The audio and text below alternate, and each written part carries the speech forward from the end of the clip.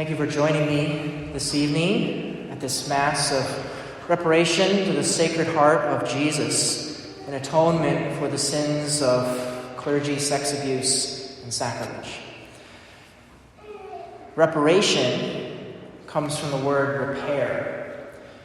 To repair something, to fix something that is broken. So we can ask, well, what's broken? Well, we are. We are broken. We are broken due to sin. We are broken by our own sins. We are broken when we are sinned against by others. And so we need to be fixed. We need to be repaired. And who repairs us when we sin? Who repairs us? Who forgives us and makes us holy again? Who makes us whole after we've been sinned against? Jesus. Jesus. And Jesus is the one who came to repair the relationship between God and man. And we also have a part in that repairing. Jesus wants us to help him to fix what sin has broken. And so we reflect that one great injury within the church is from clergy sexual abuse. It brings great sorrow to know that so many of our communities, including our own here, was not spared of those crimes. That we have brothers and sisters in our community deeply wounded in body and soul by it. Those that are wounded for having experienced it themselves personally or for loved ones who are affected deeply. To add to the pain of the abuse itself, it was kept hidden and even denied by others in the parish who couldn't comprehend how something like that could possibly happen. It's true, how could we comprehend something like that occurring? Unfortunately, though, it perhaps encouraged individuals to remain silent. There was a failure in leadership, too, in the diocese to stop abuse when it came known. Transferring those priests to new parishes, failing to restrict ministry, failing to listen to victims, failing to report. And it wasn't really until November of 2018 when the Nebraska Attorney General required records from all the Nebraska dioceses to be brought forth and that the crimes began to come to light more. The Archdiocese put forth and made public a full list of those with substantiated allegations. And then when the Attorney General report came out last year, it gave the numbers of victims and descriptions of what had been done. And in a sense, it's good that it came to light so that Jesus' healing can come to it. Because even before that, there are many who are completely justified in their anger against the church, against her leaders, against priests. And I have felt that as well. And for some, the anger and pain has caused them to be separated from God and his sacraments due to the sins of bad priests. Some of his children are kept away from God. So how, we might ask, could God allow such atrocities to occur within his own family, within his own church? The gospel parable tonight can give us some understanding. Our fallen world is marked by sin and death.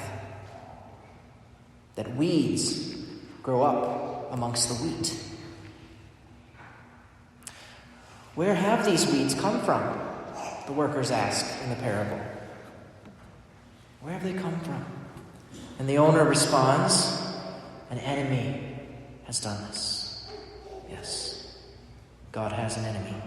God, he is never the one who wills the evil that the weeds commit. But he allows us freedom to choose to love or to choose not to love. And it may seem that God just lets the weeds get away with their crimes. But we see in this parable that they do not escape God's final judgment. Collect the weeds for burning, he said, but gather the wheat into my barns. Our hearts should ache with sorrow for our brothers and sisters, so many innocent and young that were betrayed, scarred for years. We should weep that these things happened in our church by our own leaders. It's a crime against one another, but it also is an affront to God himself, in whose image we've all been created. And that's why our first reading says that the whole church must return to the Lord with our whole heart.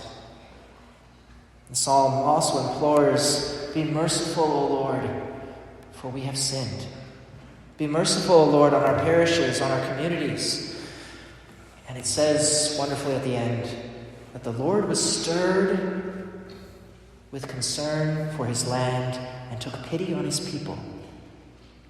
For gracious and merciful is he, slow to anger and rich in kindness. He is merciful, for while we were still sinners, Christ died for us. While our brothers and sisters are hurting with others' crimes, Christ died for us. While division and pain is found within our families, Christ died for us. We are healed, we are reconciled to God through the death of his Son. And Jesus takes upon himself all of the atrocities, all of the pains that we inflict upon one another. Jesus has taken that all upon himself. And when we look at Jesus' sacred heart, we see the wounds that he suffered for us, the cross, the crown of thorns, the pierced and bleeding side.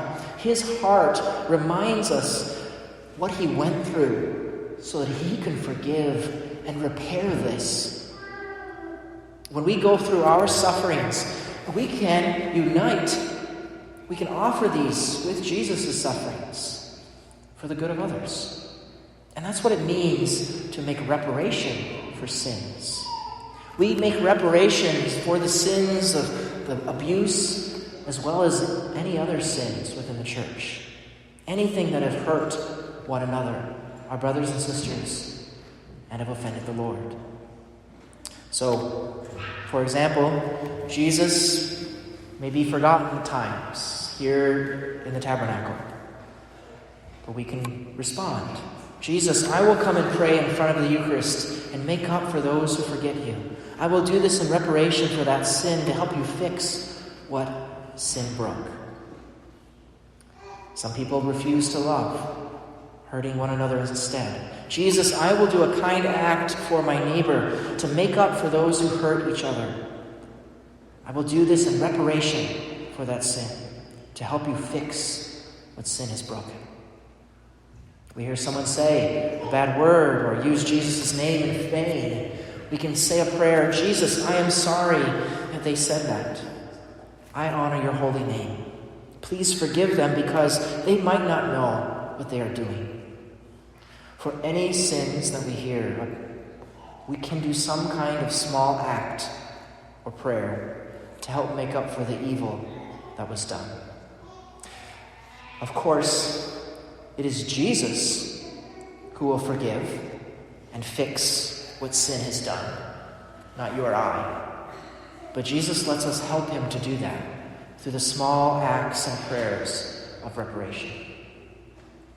Jesus, we implore you to enter into the hearts of those who have been wounded, those in our diocese and in our parishes and our community.